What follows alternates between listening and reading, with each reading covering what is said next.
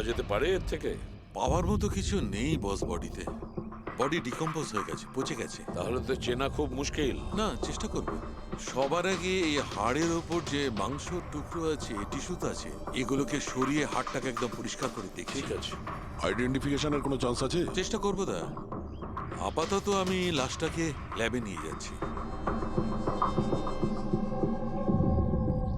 Sir, সবাই খুব শকে আছে। কলেজের প্রিন্সিপাল বলছিল কিছুদিন আগে কলেজে হুমকি এসেছিল। কি? Bomb threat sir. কেউ স্টাফ রুমের দেওয়ালে লিখে দিয়েছিল যে এই কলেজটা বন্ধ করো, না হলে এখানে ব্লাস্ট হবে। পুরো কলেজটাকে উড়িয়ে দেওয়ার হুমকি, আর এত ছোট একটা ব্লাস্ট। হয়তো ওর হুমকির একটা ছোট ডেমো। কিন্তু এটা কি ধরনের বোম? সাধারণত যেখানে ব্লাস্ট হয় সেখানে লোহার গুঁড়ো পাবে, কাঁচের গুঁড়ো পাবে, পেরেক পাবে, ধারালো সব জিনিস পাবে। তার কারণ হলো যতটা সম্ভব ক্ষতি করা। ফ্রেডি, একবার দেখাও তো।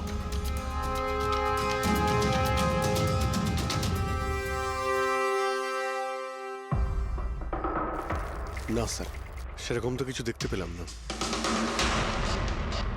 আচ্ছা প্রিন্সিপাল সাহেব, আপনাদের স্টাফ রুমটা কোথায়? সেকেন্ড ফ্লোর, আসুন। চলো। রবিবাবু, আপনি যে বলেছিলেন যে দেওয়ালে কেউ কালি দিয়ে লিখেছিল, সেটা কোথায়? সেগুলো তো আমি মোবাইলে, এই দেখুন স্যার।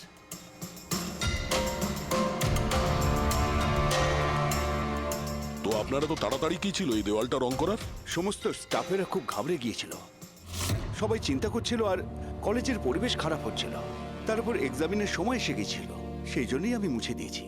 কিন্তু এই পেনটা কে করেছে? ওই তো আমাদের রাম আদর্শ, আমাদের কলেজের কন্ট্রাক্টর, ওই করেছে রং। আমি ভাবলাম যে যদি এই লেখাগুলো মুছে দিই, সবাই কাজে মন দিতে পারবে। আপনি যখন এই হুমকির কথা জানলেন তখন পুলিশে গিয়ে কমপ্লেন করেননি কেন? স্যার, করেছিলাম, পুলিশ এসেও ছিল।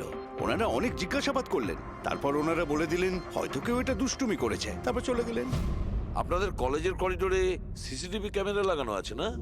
তো চলুন আমরা গিয়ে দেখি ভিডিও ফুটেজটা, জানা যাবে কে এসেছিল ভেতরে। আমরা ফুটেজ দেখেছি স্যার। কি দেখেছেন? যত লোক বাইরে থেকে ভেতরে এসেছিল আর গিয়েছিল, তারা হয় প্রফেসর বা স্টাফেরা, বাইরের তো কোনো লোকই আসেনি। কারো যদি হুমকি দেওয়ারই হয় তো সে স্টাফ রুমে কেন লিখতে যাবে? আপনার রুমেও লিখতে পারতো, বা কলেজের যে মেন গেট রয়েছে সেখানেও সে লিখতে পারতো। এখানেই কেন লিখলো? দেখুন রবিবাবু, কেউ না কেউ তো ভেতরে এসেছিল।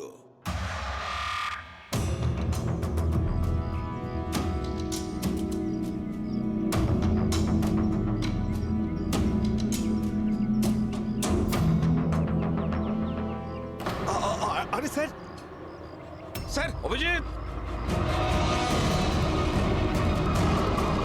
অভিজিৎ, কি করছো তুমি?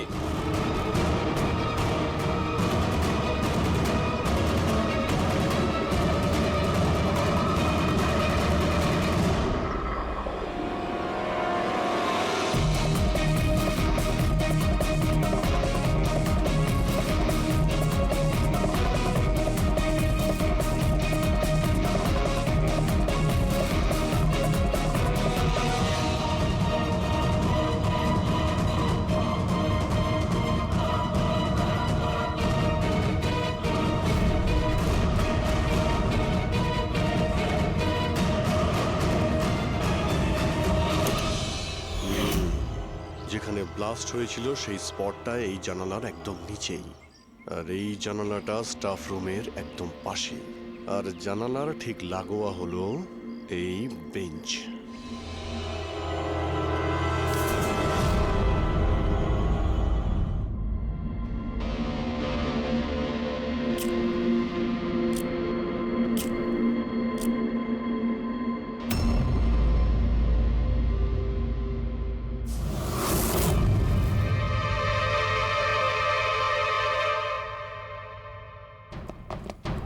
স্যার, ক্লাসরুমে যদি ঢুকতেই হতো ওই দরজাটা দিয়ে ঢুকতেন। এরকম হার্ট অ্যাটাক করানোর কি প্রয়োজন ছিল? আরে আমি চেক করছিলাম যে আমাদের বোমবার সে কতটা রিস্ক নিয়েছিল স্টাফ রুমে গিয়ে ওই হুমকি দেওয়া পেন্ট লেখার জন্য। তার মানে স্যার, এই যে 65 লেখা বেঞ্চে যে ছেলেটা বসেছিল সেই বোমটা নিচে ফেলেছিল, যা ঠিক ওখানেই পড়েছিল।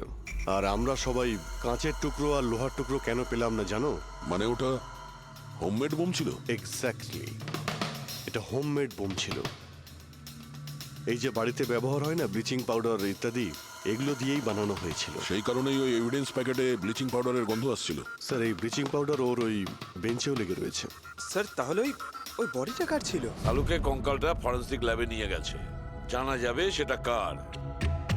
আচ্ছা রবিবাবু, স্টুডেন্টরা কোথায়? স্যার সবাইকে বাড়ি পাঠিয়ে দিয়েছি।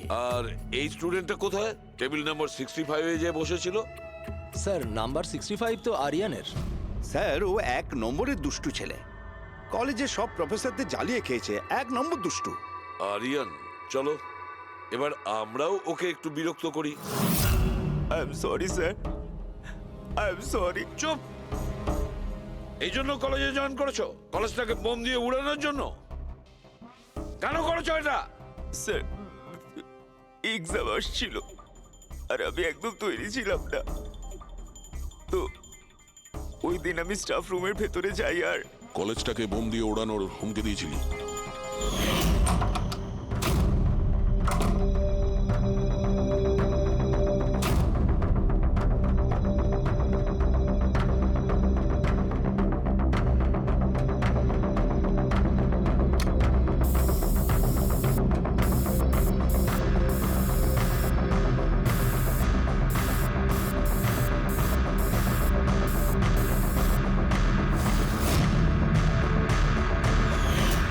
আমি ভেবেছিলাম যে এতে কলেজ ম্যানেজমেন্ট ভয় পেয়ে যাবে আর এক্সামকে পোস্টপোন করে দেবে, যাতে আমি আরেকটু সময় পেয়ে যাই তৈরি হতে। আচ্ছা, এইসব বোম টোম বানানো তুমি কোথা থেকে শিখেছো? স্যার ইন্টারনেট থেকে শিখেছি, ওখানেই সব ইনফরমেশন পাওয়া যায়। স্যার ওখান থেকে যে কেউ বোম বানানো শিখতে পারে, আমিও তাই করেছিলাম। আর এক্সামের দিন ক্লাসরুমে আমি এক্সাম শুরু হওয়ার আগে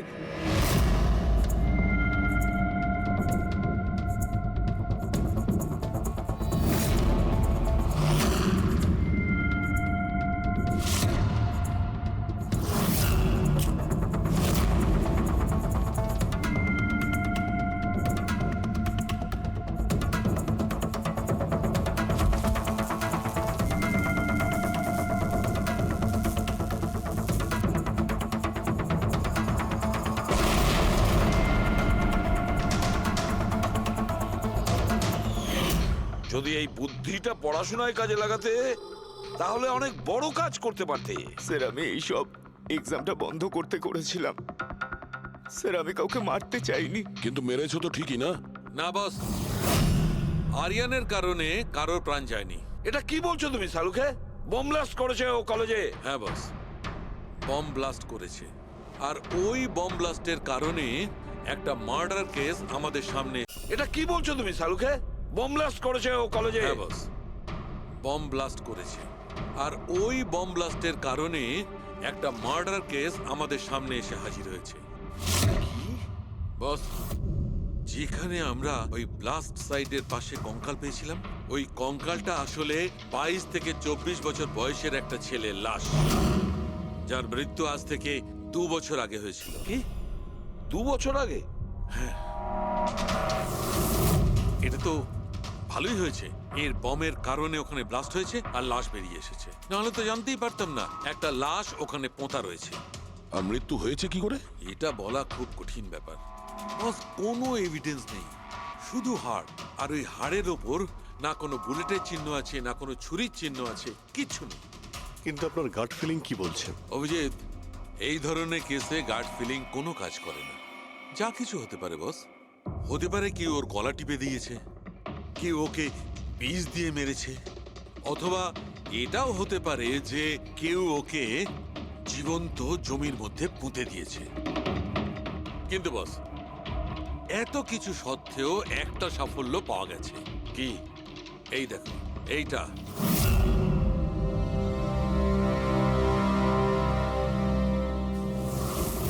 এই সেই ছেলেটা? হ্যাঁ স্যার, এই কলেজে প্রিন্সিপাল হবার আগে আমি কেমিস্ট্রি টিচার ছিলাম। সব ছাত্রছাত্রীদেরই আমি পোক করতাম যাতে কেমিস্ট্রিতে তাদের রুচি আসে, কিন্তু একে কখনো আমায় পোক করতে হয়নি, কারণ প্রথম থেকেই এর কেমিস্ট্রির প্রতি নজর ছিল। খুব ব্রিলিয়েন্ট ছিল স্যার। আর্থ। ন্যাশনাল কেমিস্ট্রি অলিম্পিয়াড অ্যাওয়ার্ড 2015, 2 বছর আগে। আগে হ্যাঁ, আমরা এই অ্যাওয়ার্ড পেয়েছিলাম। আর শালুকের কথা অনুযায়ী ওর মৃত্যু 2 বছর আগে হয়েছিল। আপনাকে কেউ কিছু বলেনি যে ও চলে গেছে, ও নিখোঁজ হয়ে গেছে? পুলিশের রিপোর্ট তো নিশ্চয়ই করেছে। না স্যার, আমাকে কেউ কিন্তু বলেনি। কে যেন বলেছিল এর আর ওর বাবার মধ্যে কোনো বনিবনা ছিল না, তাই বাড়ি ছেড়ে চলে আসে। তবে খুবই ব্রিলিয়েন্ট ছেলে ছিল স্যার, পড়ায় খুবই মনোযোগ ছিল। আরে আমাদের কলেজের কেমিস্ট্রি ল্যাবে অ্যাসিস্ট্যান্টের কাজও করতো। আর তাতে যা টাকা পেত সেগুলো খরচ করতো না, সবই সঞ্চয় করতো। কোনো বিশেষ জিনিসের জন্য ও টাকা জমাতো? ও বলতো যে আমি কোনো এনজিওর সাথে মিলে দুস্থ মানুষদের সাহায্য করব। হ্যালো স্যার, মাইসেলফ প্রণব, কলেজের চেয়ারম্যান আর লোকাল কর্পোরেটর। ইন্সপেক্টর, আমি এসব কি শুনছি যে এই যে ব্লাস্ট হয়েছে সেটা সুইসাইড বম্বারের কাজ? না, কোনো সুইসাইড বোম অ্যাটাক হয়নি, বরং একটা খুন হয়েছে। কোন? আগে হ্যাঁ, আর সেই খুনটা 2 বছর আগে হয়েছিল। আপনারই এক স্টুডেন্ট ছিল আর্থ, ওকেই খুন করা হয়েছিল। গড। ইন্সপেক্টর প্লিজ, আমাদের স্টুডেন্টের ওপর এর একটা খারাপ প্রভাব পড়ছে, আর আমি কলেজটা খুব তাড়াতাড়ি আবার খুলতে চাই। So please I request you, এই কেসটা যত তাড়াতাড়ি সম্ভব সলভ করুন। আমরাও এটাই চাই। Thank you. অ্যান্ড ইয়েস, আপনাদের কোনো রকমের কোনো সাহায্যের প্রয়োজন হলে একটুও দ্বিধাবোধ করবেন না, আমি যা করতে পারি করব। আপাতত শুধু ওর বাড়ির ঠিকানাটা দিলেই হবে। স্যার, আমার মনে হয়েছিল ও আমার উপর রেগে আছে, আমার উপরে অভিমান করেছে। হয়তো ওর রাগ কমে গেলে নিজের থেকেই বাড়ি ফিরে আসবে। কিন্তু কি করে জানো যে ও? কিন্তু আমরা শুনেছি যে আপনাদের মধ্যে সবসময় নাকি কোনো না কোনো ঝামেলা হতো। হ্যাঁ স্যার, এখন রিয়েলাইজ করতে পারছি যে বেশিরভাগ ভুল আমিই করেছিলাম। আমি নিজেকে একজন ভালো বাবা করে তুলতে পারিনি। ও ঘর ছেড়ে কবে গেছিল আপনার মনে আছে? 12ই আগস্ট 2015। বলেছিল কলেজ যাচ্ছে, তারপর আর ফিরে এলো না। আপনি আপনার ছেলের বন্ধু বান্ধবদের জিজ্ঞাসাবাদ করেননি? হ্যাঁ স্যার, করেছিলাম, কিন্তু ওরা কিছু বলতে পারলো না। পুলিশে নিশ্চয়ই কমপ্লেন লিখিয়েছিলেন? প্রত্যেকটা স্টেটের খবরের কাগজে ওর হারিয়ে যাওয়ার খবর ছাপিয়েছিলাম, কিন্তু তাতেও কিছু হয়নি। আমরা ওর রুমটা কি একবার দেখতে পারি? স্যার, ও চলে যাওয়ার পর থেকে ঘরটা বন্ধই রেখে দিয়েছিলাম। যদি আপনারা মনে করেন যে এখান থেকে কিছু নিলে ওর খুনিকে ধরা সম্ভব হবে, তাহলে প্লিজ প্লিজ আপনারা নিতে পারেন। এসব কেমিস্ট্রির বই, আমরা তো কিছু বুঝতেই পারবো না এর। ডক্টর সালুকে স্যারকে পাঠিয়ে দিই, যদি উনি কিছু বলতে পারেন। আচ্ছা, এই যে ফটোগ্রাফটা আছে এইখানে, কলেজের প্রিন্সিপাল স্যারের সঙ্গে যে 4 জন আছে এইখানে, এদের সবাইকে চেনেন আপনি? হ্যাঁ, এরা ওর ছোটবেলাকার বন্ধু। তুষার, লোকেশ, বীর, খুশি, ওরা সব কলেজে একসাথেই পড়তো আর খুব ভালো বন্ধু ছিল। আচ্ছা, এদের সঙ্গে একবার দেখা করি। এদের অ্যাড্রেস দিন তো আমায়। হ্যাঁ,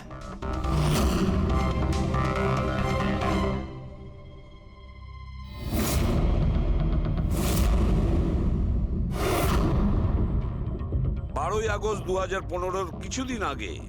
হ্যাঁ, আমি জানি 2 বছর আগের কথা আমি বলছি। তোমরা একটু ঠান্ডা মাথায় ভেবে দেখো কিছু মনে পড়ে কিনা, কি হয়েছিল। স্যার, এক্স্যাক্ট কিছু তো আমার মনে নেই, কিন্তু 6 আগস্টের দিনটা আমার মনে আছে, কারণ ওই দিন আমার বার্থডে ছিল। আচ্ছা, আর ওই দিন আমি আর্থকে দেখেছিলাম। ও গেটওয়েকে কিছু পয়সা দিয়েছিল আর কিছু কিনেছিল ওর থেকে। গেটওয়ে? আমাদের কলেজে একে স্টোন ব্রিজের ওয়াচম্যান স্টুডেন্টদের খুব ফেভারিট ছিল। ওর সামনের দুটো দাঁতের মাঝখানে খুব বড় একটা ফাঁক ছিল, এই জন্যই আমরা ওকে গেটওয়ে অফ স্টোন ব্রিজ বলে ডাকতাম। এমনি তোর আসল নাম কি ছিল? জানি না স্যার, আমরা কোনোদিন কোনোরকম ভাবে ওকে জিজ্ঞেসই করিনি ওর নাম কি ছিল। হ্যাঁ স্যার, আমরা ওকে শুধু গেটওয়ে বলেই ডাকতাম। আর কিছু মনে আছে? হ্যাঁ স্যার, 6 অগস্টের কদিন বাদে আমি আর্থকে গেটওয়ের সঙ্গে ঝগড়া করতে দেখেছিলাম। কিছু আর্গুমেন্ট চলছিল ওদের মধ্যে।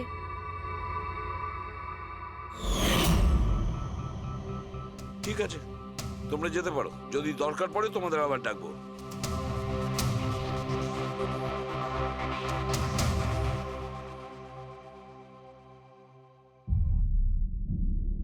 কি মনে হচ্ছে? গার্ডকে আমাদের ধরতে হবে, ও নিশ্চয়ই কিছু বলতে পারবে। আর স্যার এই ছেলেটা ওয়াচম্যানের থেকে কি কিনছিল?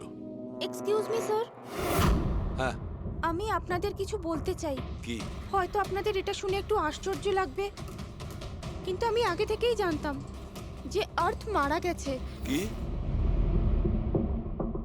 ও মারা গেছে এটা তোমার কেন মনে হয়েছিল? দ্যাট আই ডোন্ট নো, এটা একটা গাট ফিলিং। আমি আগে থেকেই জানতাম যে ব্যাস আর্থ আর বেঁচে নেই। আর কি কারণ আপনার এই গাট ফিলিং এর? কারণ আছে স্যার, এই দেখুন ফ্রেন্ডস বুকে আর্থের প্রোফাইল, এই সমস্ত পিকচার্স আর পোস্টস। কিন্তু 12 অগস্টের পর ও যেটা পোস্ট করেছিল তাতে আমি কমেন্টস করেছিলাম, কিন্তু ও কোনো রিপ্লাই করেনি। রিপ্লাই দেয়নি মানে আপনি ধরে নিলেন যে ও মারা গেছে? আই নো ইটস ওয়ার্ড, কিন্তু আর্থ আমার সমস্ত কমেন্টে রিপ্লাই করতো, এমনকি ঘুমানোর আগেও গুড নাইট মেসেজ পাঠাতো। কিন্তু 12 অগস্টে আমি সেই মেসেজও পাইনি। নো অফেন্স, তোমায় একটা পার্সোনাল প্রশ্ন করব। তোমার আর ওর মধ্যে কি কোনো রিলেশনশিপ ছিল? না, এরকম তো কিছু ছিল না, কিন্তু আমাদের রিলেশনশিপ বন্ধুত্বের থেকে অনেক বেশি ছিল। তার মানে আপনার মনে হচ্ছিল যে 12ই আগস্টের পরে ওর প্রোফাইলে ওর সমস্ত ছবিগুলো অন্য কেউ দিচ্ছিল? হতে পারে। না না, এটা কিভাবে হয়? আমরা তো মোবাইল কোম্পানির সঙ্গে ক্রস চেকও করিয়েছি। ও কটা ছবি তুলেছে, কোথা থেকে তুলেছে, আর কিভাবে তুলেছে, কখন পাঠিয়েছে, সব ক্রস চেক করেছি আমরা। সব তো ঠিকই ছিল। এক্স্যাক্টলি, মোবাইল কিছুক্ষণের জন্য অন হতো, কিন্তু লোকেশন সেটাই ছিল যেখান থেকে ও ছবি পোস্ট করতো। আমি জানি যে আপনারা কি ভাবছেন, যে আমি এসব পাগলের মতো কি উল্টোপাল্টা বলছি, কিন্তু আমার মন জানে আর্থ কোথাও যায়নি। ইনফ্যাক্ট ও কলেজ থেকে বাইরেও যায়নি।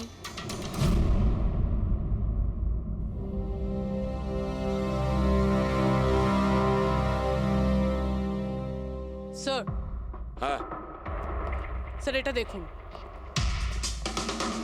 খুশি ঠিক বলছিল, আর্থ কোথাও যায়নি। এটা কি করে সম্ভব? স্যার আমি সব ছবির রিভার্স ইমেজ চেক করেছি। রিভার্স ইমেজ মানে যা থেকে তার ডিটেলসটা পাওয়া যায়? হ্যাঁ স্যার, যদি ধরুন কোনো ছবি আমরা ইন্টারনেটে আপলোড করি, তাহলে সেই ছবির সব ডিটেলস আমরা পেয়ে যাব। কটার সময় তোলা হয়েছিল, কোথায় তোলা হয়েছিল, সব।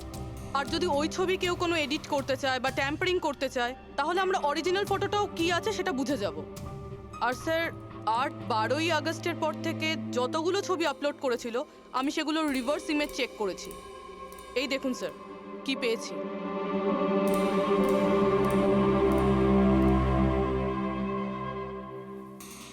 ছবি তো একই, সেম লোকেশন, সেম টাইম, শুধু ওর জায়গায় অন্য কেউ দাঁড়িয়ে আছে। কেউ এডিট করে এটাকে এর জায়গায় আর্থের চেহারা লাগিয়ে দিয়েছে। এক্স্যাক্টলি। তার মানে ছেলেটা ওই সব জায়গায় যায়নি, বরং এ তো কলেজ থেকেই বাইরে যায়নি। ওই বেচারা তো 12ই আগস্ট 2015 মারা গিয়েছে। কিন্তু ওকে কে খুন করতে পারে? সেটা তো গেটওয়ে ওয়াচম্যানই বলতে পারবে। খোঁজ নিতে হবে কোথায় আছে। স্যার, প্রিন্সিপালের সঙ্গে কথা হলো, গেটওয়ের আসল নাম শৈলেশ স্যার। আচ্ছা, স্যার 11ই আগস্ট 2015 আর্থ শৈলেশের বিরুদ্ধে কলেজের বোর্ডে একটা চিঠি লিখেছিল যে ও ড্রাগস বেচে, এই সুগার হাই ড্রাগস। আর 12ই আগস্ট ওকে চাকরি থেকে তাড়িয়ে দেওয়া হয়েছিল। ওটা হোক বা না হোক, নিশ্চয়ই শৈলেশের হাত আছে ওর খুনের ব্যাপারে। কলেজের লোকেরা ওর নামে কমপ্লেন করেনি পুলিশে? না স্যার, প্রিন্সিপালের নাকি দয়া হয়েছিল। শৈলেশ খুব গরিব মানুষ, একা ইনকাম করতো, তাই ওকে ছেড়ে দেওয়া হয়। আচ্ছা, বাড়ির লোকেরা কি বলছে শৈলেশের? শৈলেশের বাড়ির লোক এখান থেকে 600 কিলোমিটার দূরে একটা গ্রামে থাকে। শৈলেশের সাথে তো ওদের 2 বছর কোনো যোগাযোগই নেই। ওরা তো নিজেরাই ওকে খুঁজছে। কিন্তু ওর বাড়ির লোক জানতে পেরে গেছিল যে শৈলেশ ড্রাগ বিক্রি করে, তো ওরা এটা ভেবে নিয়েছে ওকে হয়তো পুলিশে ধরে নিয়েছে আর জেলে পড়ে রয়েছে। এ কিরকম ফ্যামিলি? খোঁজার একবার চেষ্টাও করেনি? এই শৈলেশ 2 বছর ধরে নিখোঁজ, একবারও বাড়ির লোককেও ফোনও করেনি। চাকরি থেকে তাড়িয়ে দিয়েছিল আর 2 বছর ধরে বাড়ি যায়নি, তাহলে গেল কোথায়? দয়া, আমি জানি শৈলেশ কোথায় আছে।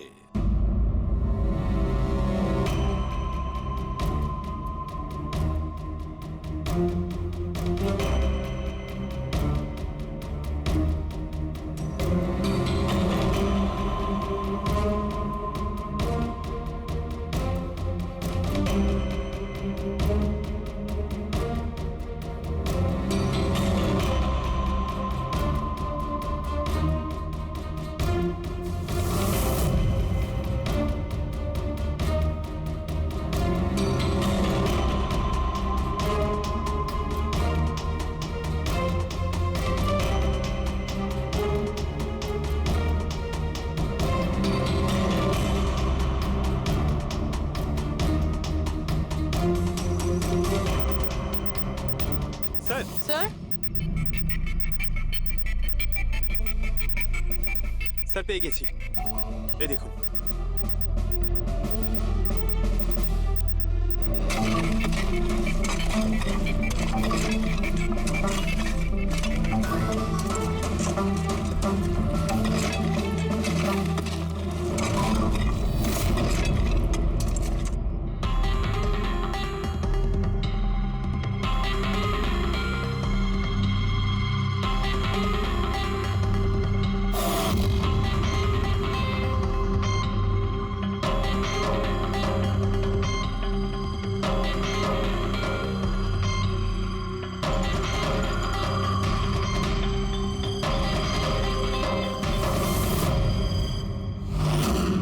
স্যার এই লাশটা তো পুরোপুরি কঙ্কাল হয়ে গিয়েছে, একে চিনতে পারবো কিভাবে? ডক্টর সালুখে আছে তো? এই লাশটাকে চেনার জন্য ডক্টর সালুখের কোনো প্রয়োজন নেই। এই কঙ্কাল নিজেই তার পরিচয় বলে দিচ্ছে। এই দেখো, এর দাঁতের মাঝখানে গ্যাপ আছে। কলেজের ওয়াচম্যান শৈলেশ কুমার। স্যার আশ্চর্য ব্যাপার, পার্কিং লটে দুটো লাশ পাওয়া গেল আর কেউ এটার ব্যাপারে কিছু জানেই না। You are right. কারোর তো এটা জানা উচিত ছিল। তার তো অবশ্যই জানা উচিত যে পার্কিং লটের ফ্লোর বানিয়েছে। কলেজের কম্পাউন্ডের মধ্যে দুটো লাশের কঙ্কাল পাওয়া গেছে, আর আপনারা কিছু জানেনই না। কি না স্যার? আচ্ছা, যে পার্কিং লটের যে কাজ হয়েছে এখানে, মানে এই মেঝে বা এই সব কিছু, এগুলো কবে হয়েছিল কিছু বলতে পারবেন? এগুলো তো 7ই আগস্ট 2015। মানে 2 বছর আগে, যে সময় আর্থ মারা গিয়েছিল, মানে তার আশেপাশেই। মানে যেই এই কংক্রিটের কাজটা বা মাটি ভরার কাজটা করেছে, ও জানতো যে ও দুটো লাশের ওপর মাটি ফেলছে। হ্যাঁ, এই সমস্ত কাজ এখানে কে করেছিল? রাম আদর্শ আমাদের কলেজের কন্ট্রাক্টর, এসব কাজ ওই করে থাকে। ওই কন্ট্রাক্টর যে অফিসের পেন্টিং করেছিল? আগে হ্যাঁ, এই পার্কিং লট আর মাটি ঢালার কাজ ওই করেছে স্যার। এই রাম আদর্শ থাকে কোথায়? লোকটা তো দেখছি বাড়িটা বেশ ভালোই হাঁকিয়েছে। একজন কন্ট্রাক্টরের এত বড় বাড়ি।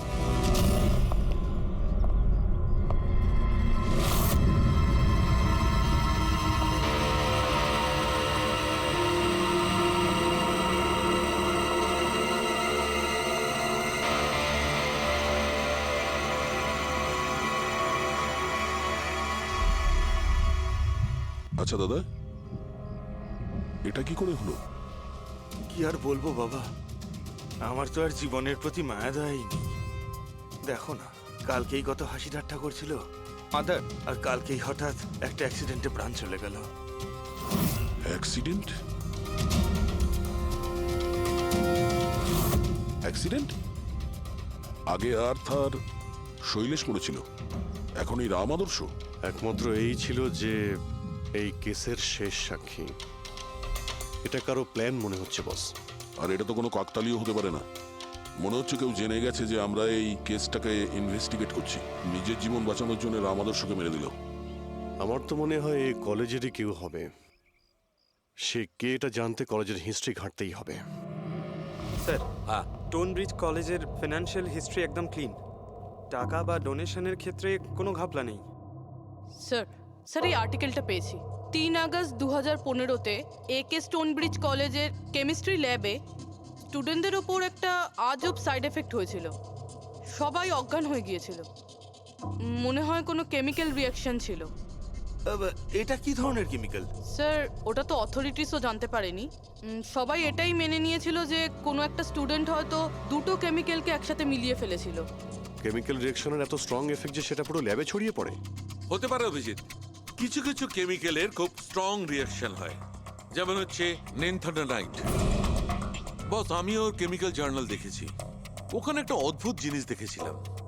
10 আগস্ট 2015-তে ওর কেমিক্যাল জার্নালে একটা বিশেষ কথা লিখেছিল। কি? আর্থ কেমিক্যাল ল্যাবে সুগার হাই ড্রাগের টেস্টিং করে ওর কেমিক্যাল ফর্মুলা বের করে লিখেছিল সুগার হাই, যাকে কেমিক্যাল ভাষাতে নেনথানাইনও বলে। এটা একটা বিশেষ ধরনের ড্রাগ যেটা একটা অদ্ভুত নেশা সৃষ্টি করে। কিন্তু এই আর্থ সুগার হাইয়ের টেস্টিং করছিল কেন? 1 মিনিট, এগুলো আমরা নোট করি। 3 আগস্ট 2015 স্টোনব্রিজ কলেজের স্টুডেন্টরা অজ্ঞান হয়ে গিয়েছিল। 6 আগস্ট 6 তারিখ খুশি আর্থকে শৈলেশের সঙ্গে সুগার হাই ড্রাগ কিনতে দেখে ফেলেছে। 7 আগস্ট কলেজের পার্কিং লট তৈরি হয়, কনস্ট্রাকশন শুরু হয়। 10 আগস্ট আর্থ সুগার হাই কেমিস্ট্রি ল্যাবরেটরিতে টেস্ট করে। 11 আগস্ট আর্থ কলেজ বোর্ডকে জানিয়েছিল শৈলেশ কলেজে ড্রাগস বিক্রি করে। 12 আগস্ট 2015 শৈলেশকে চাকরি থেকে বরখাস্ত করা হয়। আর ওই দিনেই, মানে 12 আগস্টের দিনেই আর্থকে খুন করা হয়।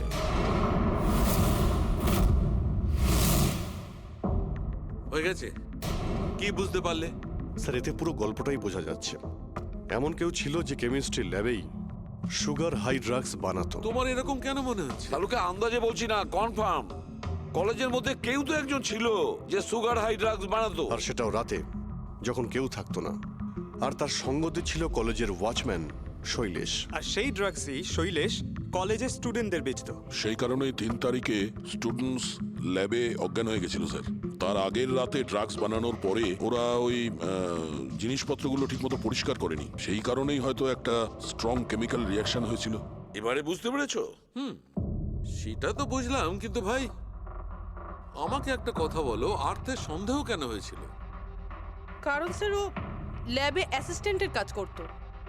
ও হয়তো দেখেছে স্টোর রুম থেকে কেমিক্যাল আর জিনিসপত্র সরে যাচ্ছে, তখন ওর সন্দেহ হয়। আর যখন এই কেমিক্যাল রিয়াকশনটা হলো, আর তখন ওর বিশ্বাস হয়ে গেল কেউ ল্যাবের ব্যবহার করছে ড্রাগ বানানোর জন্য।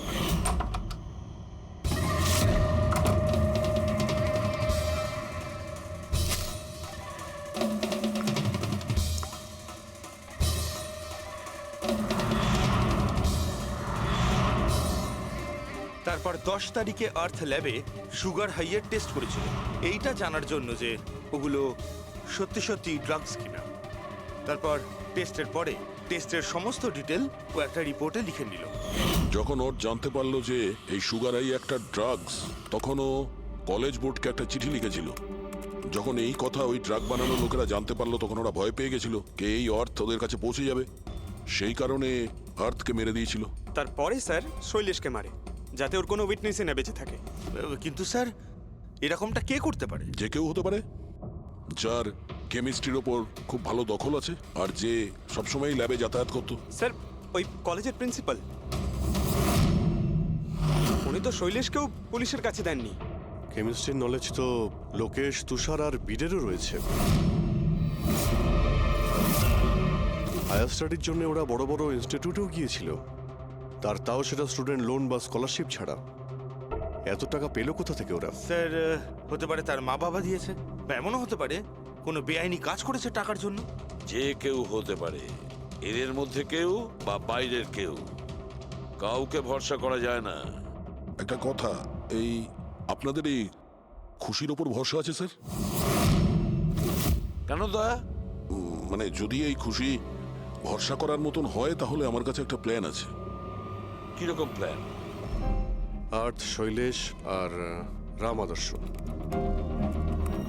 তিনজনেই মারা গেছে, আর তোমার ষড়যন্ত্র আমি সব জানি। আর যদি তুমি চাও যে এটা গোপন থাকুক, তাহলে আজকে কলেজের পার্কিং লটে 1 কোটি টাকা নিয়ে চলে এসো। এই মেল পড়ে খুনি খুব ঘাবড়ে যাবে, এটা মনে করে যে কেউ তো আছে যে ওর আসল ব্যাপারটা জানে। স্যার আই এম শিওর আজ রাতে ও নিশ্চয়ই আসবে। আর উইটনেসকে মারার চেষ্টাও করবে। তাই তো আমি বলছি স্যার, এসব কিছুর জন্য খুশির জীবনের রিস্ক নেওয়া কি ঠিক হবে? যদি অচেনা কাউকে দেখে খুনি ওখানে না আসে। আর আমাদের এমন কাউকে চাই যে ওই কলেজেই পড়ে। আর যাকে দেখে ওর মনে হয় যে হ্যাঁ এ হয়তো ওর আসল ব্যাপারটা জানে। খুশি, তুমি একদম ভয় পাবে না, আমাদের টিম ওখানে থাকবে। ওকে, কিচ্ছু হবে না তোমার। এটা জিপিএস মাইক্রোচিপ, তুমি এটা তোমার কাছে রাখবে, আমরা তোমাকে ট্র্যাক করতে থাকবো।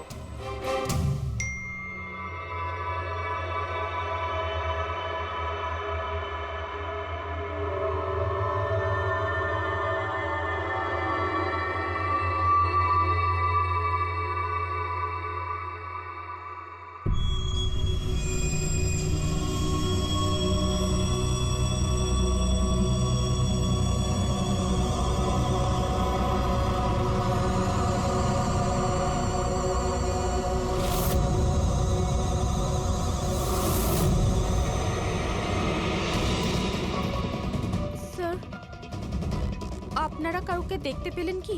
না এখনো পর্যন্ত না, ঘাবড়িও না, তুমি শুধু অ্যালার্ট থেকো ব্যাস। তুমি একদম ভয় পাবে না, আমরা তোমার আশেপাশেই আছি, বুঝেছো?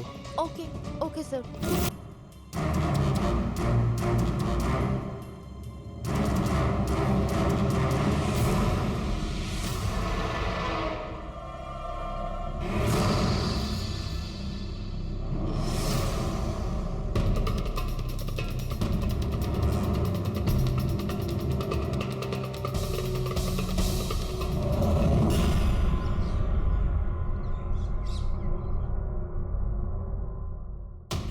স্যার খুনি মেল পড়েও আসেনি?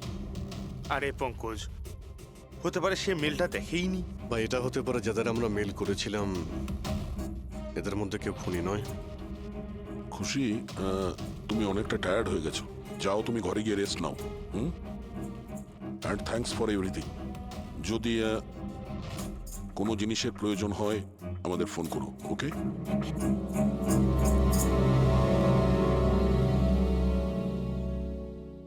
ভাই এরকম হতেই পারে না যে ওরা মেল পাওয়ার পরে ওখানে চেক করতে আসবে না।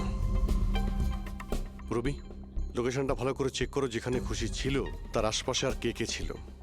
এই রাম আদর্শের ডিটেলসও চেক করতে হবে, এত বড় লোক কি করে হলো। খুনিকে ব্ল্যাকমেল করছে হয়তো। ব্ল্যাকমেল যদি করেই থাকে তো ওর টাকা কোথা থেকে আসতো? ফ্রেডি, ওর অ্যাকাউন্টটা ভালো করে চেক করো, দেখো ওর কাছে টাকা কোথা থেকে আসতো। স্যার পেয়ে গেছি, কাল রাতে তুষার, লোকেশ আর বীরের লোকেশন কলেজের আশেপাশেই ছিল। মানে এরা তিনজন মিলে ড্রাগস বানাচ্ছিল? এদের সবার ডিটেলসটা বের করো পঙ্কজ। কিন্তু স্যার এরা যদি ওখানেই থেকে থাকে তাহলে পার্কিং লটে এলো না কেন? দেখতে এসেছিল হয়তো যে ওদের ব্ল্যাকমেল কে করছে।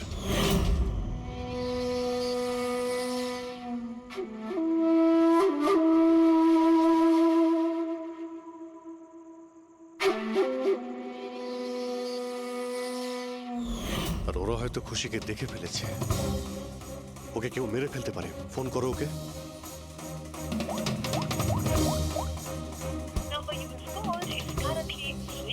সুইচ অফ আসছে।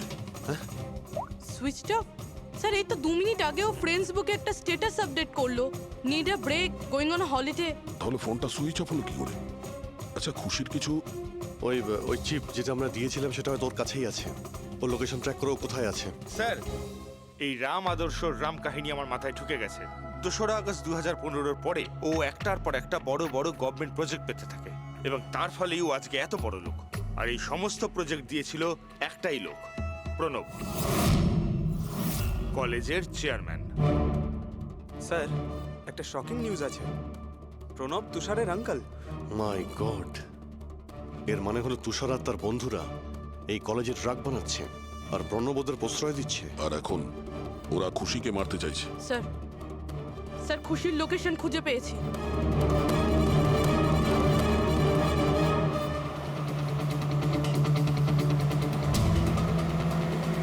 খুশি এখন কোথায় আছে? স্যার কোনো একটা আন্ডার কনস্ট্রাকশন সাইটে গিয়ে আটকে গেছে।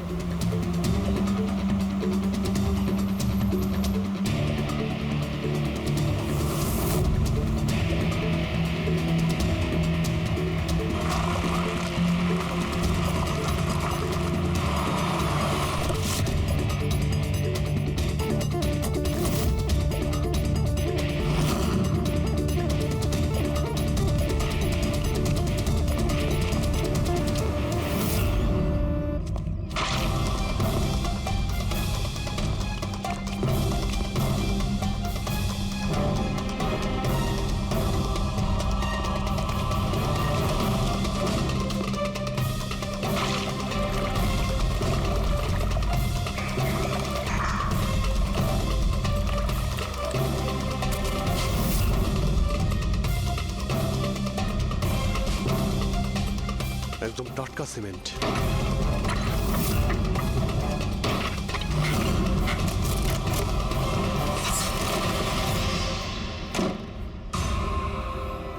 খুশি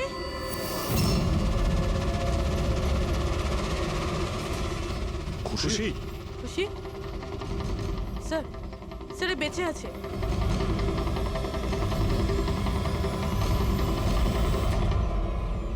খুশি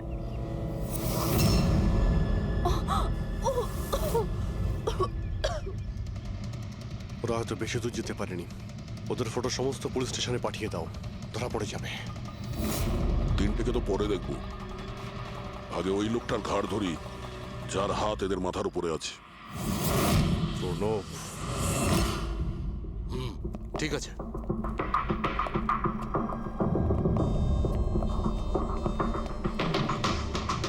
আপনারা আগে হ্যাঁ, ওই দিন তো আপনিই বলেছিলেন যদি কোনোদিন কোনো প্রবলেম হয় আপনার কাছে চলে আসতে। হ্যাঁ, অফকোর্স আই রিমেম্বার। প্লিজ আমাকে বলুন আপনাদের কিভাবে সাহায্য করতে পারি। না ঠিক আছে, আমরা এখানে কিছু জিজ্ঞাসা করতে আসিনি, একটা ব্যাড নিউজ দিতে এসেছি। Bad news? আগে হ্যাঁ, ওই মেয়েটা আছে না খুশি, ও বেঁচে গেছে। খুশি? কে খুশি? চিনি না আমি। কি বলছেন আপনি? আপনি এত নার্ভাস হচ্ছেন কেন? আপনার শরীর ঠিক আছে তো? কিছু ওষুধ টষুধ খাবেন নাকি? নাকি আপনার স্মৃতিশক্তি ঠিক করার জন্য আপনাকে কোন ওষুধ খাওয়াতে হবে? বস, কাজ হয়ে গেছে স্যার। ওই মেয়েটাকে তো আমরা পুঁতে দিয়েছো। যেভাবে আর্তা শৈলেশকে পুঁতে দিয়েছিলে,